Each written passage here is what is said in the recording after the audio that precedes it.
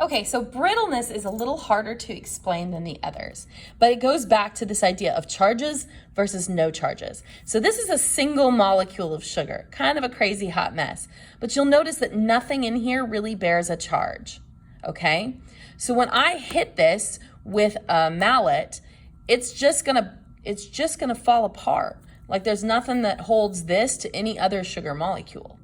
Okay, so it's just gonna fall apart. So when you hit the sugar cube, the whole thing just falls apart and crumbles into smaller crystals. And if you take that mallet and you really bash it really good, you can actually turn crystallized granulated sugar into powdered sugar, because you can keep breaking these molecules apart for a long time, and they're just gonna fall apart because there's no attractions really holding them together. There are, but they're very small, okay? Over here, on the other hand, remember we got all of these attractions,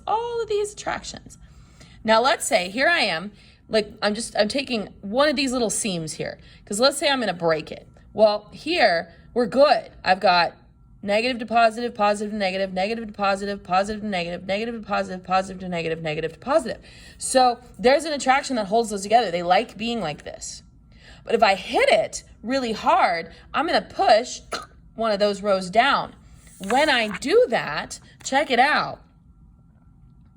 I have positive to positive. What do positive to positive do? They repel. I've got negative to negative. What do negative to negative do? They repel.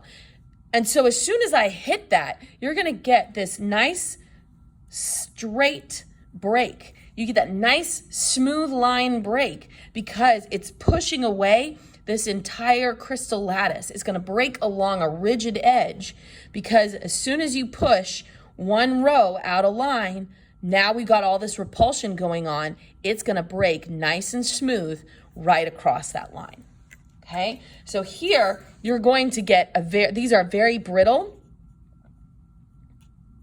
very, very brittle, because once you've pushed on it hard enough to break it, it's gonna break along a very straight line because of all of this repulsion going on, okay? Over here, not nearly as brittle, because they're just gonna kind of shatter.